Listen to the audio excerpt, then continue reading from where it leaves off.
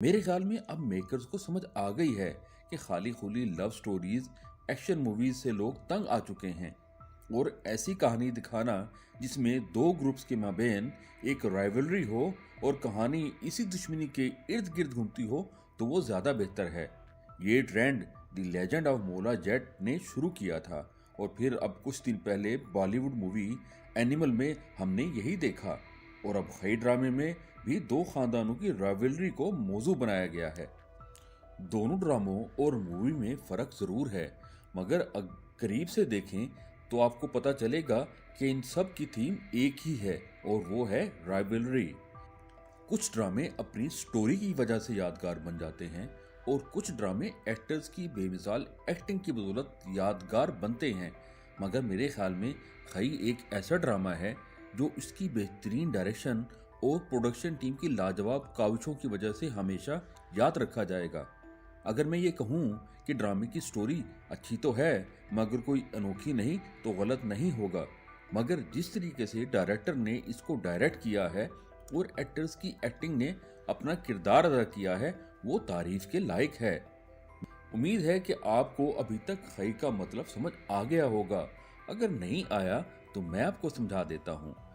चनार खान और उसके बाप दुराब खान ने दरवेश खान के खानदान के साथ जो किया उसको खई कहते हैं और रमदा ने जवाब के तौर पर दुराब खान की नस्ल को मिटाने का जो इरादा किया है उसे भी खई कहेंगे, यानी कि दुश्मन की नस्ल को सिरे से मिटा देने के अमल को पश्तो में खई कहते हैं। दूसरी एपिसोड में जो जुल्म दरवेश खान और उसकी फैमिली के साथ हुआ उसके बाद यकीन माने दिल बोझल सा था और तीसरी एपिसोड का इंतजार बढ़ गया था। दिल चाह रहा था कि कोई तो हो जो दुराब खान से इस जुल्म का बदला ले, मगर तीसरी एपिसोड में हमने और भी जुल्म देखा जब जमदा को चनार खान से शादी करना पड़ी, मगर ये भी इत्मीनान था कि जमदा ये शादी जरूर खई के लिए कर रही है। इससे पहले आपने देखा कि दुल्हे मियाँ बादल खान को भी गोली मारी जाती है मगर वो बच जाता है। जिस तरीके से चनार खान अपने बेटे असफंद यार को फायर करने पर हलाशेरी दे रहा था, लग यही रहा था कि आगे चलकर असफंद यार कोई नुकसान उठाएगा।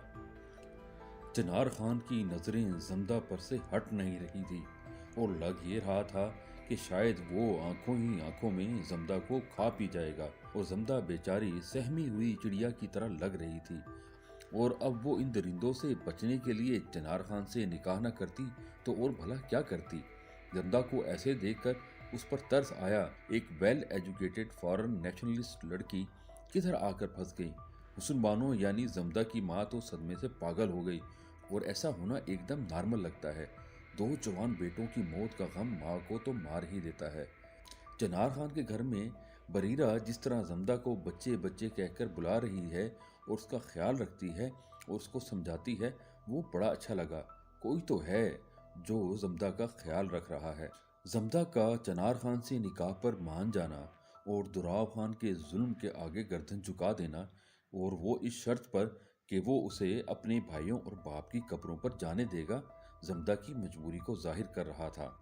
शादी की पहली रात को वो चनार खान को मार तो सकती थी मगर छोड़ इसलिए दिया कि अगर चनार खान को वो मार देती तो उसके बदले में उसको भी मार दिया जाता और इस तरह दुराब खान की बाकी नस्ल को ख़त्म कोई नहीं कर पाता और वो खई को पूरा करना चाहती थी। तो इसलिए उसने एक दूसरा रास्ता अख्तियार किया। गुलवरी अपने शोहर की तीसरी शादी पर बड़ी दिल अफसुर्दा नजर आई मगर चनार खान ने उसको मीठी गोली दी कि उसकी जगह कोई नहीं ले सकता। भाई चनार खान ने अपनी नई नवेली दुल्हन से मिलना था तो ऐसे में तो वो कोई भी झूठ बोल सकता था।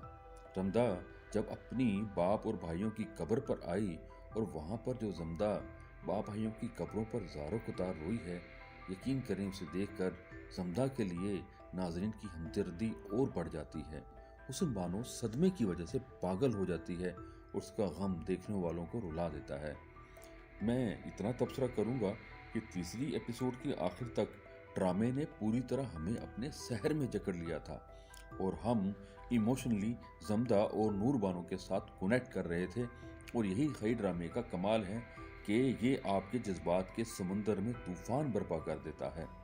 चौथी एपिसोड की शुरुआत में जब जमदा अपनी कब्र खोद रही होती है और चिनार खान आकर उसको रोकता है तो वो सीन भी देखने वाला होता है। और जाते हुए रमदा का माँ से वादा करना कि वो इंतकाम लेकर आएगी, देखने वाला सीन था। अफसोस भी हुआ कि कैसे हालात के जबर ने एक वेल एजुकेटेड लड़की को एक इंतकाम की आग में झोंक दिया है।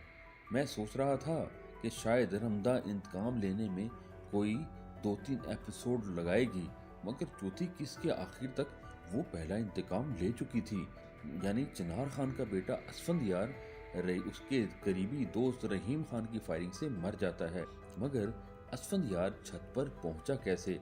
ये सब प्लान करती है जमदा, जो उस लड़के को इनकरेज करती है कि वो छत पर जाकर फायरिंग करे। बादल खान का जिंदा बचना ड्रामे में एक नई दिलचस्पी पैदा कर देता है। हमें लगता है कि वो आगे चलकर चिनार खान से जरूर बदला लेगा। लड़के की मौत पर जो अदाकारी गुलवरीन ने की वो बहुत अरसे तक याद रहेगी। उज़मा हसन ने गुलवरीन का किरदार बड़ी खूबसूरती से निभाया है। रहीम खान को जिस तरह चिनार खान मारता है वो दिल दहला देने वाला सीन था। चिनार खान के चेहरे से दुख महसूस हो रहा था कि वो अपनी करीबी दोस्त को मार रहा था, मगर उसका मारा जाना चिनार खान के लिए बहुत ज़रूरी था। और रहीम खान को मारते हुए लग रहा था जैसे चिनार खान वाकई में अपने बाजू को खुद ही काट रहा है। असफंदयार के मरने पर जमदा के चेहरे के तासुरात, एक्सप्रेशन देखने लायक थे। एक तरफ वो एक माँ से बेटा छिन जाने की वजह से बहुत अफसरदा थी, जैसे उसकी माँ से बेटे छिने थे, मगर दूसरी तरफ उसके चेहरे पर इंतकाम की स्याही फैली हुई थी। अगर आपने खई को फेस एक्सप्रेशन में देखना है तो जमदा के चेहरे को देखें, यही खई है। मैं किसी ड्रामे में मुश्किल से ही जज्बाती तौर पर इन्वॉल्व होता हूँ, मगर खई ने बहुत अरसे बाद मुझे जज्बाती तौर पर जकड़ लिया है और मुझे अगली एपिसोड का बेसब्री से इंतज़ार है। तो अब फंकी फनकार के जाने का वक्त हो चुका है, तो इजाज़त दीजिए, जल्द मिलेंगे। खुदा हाफिज़।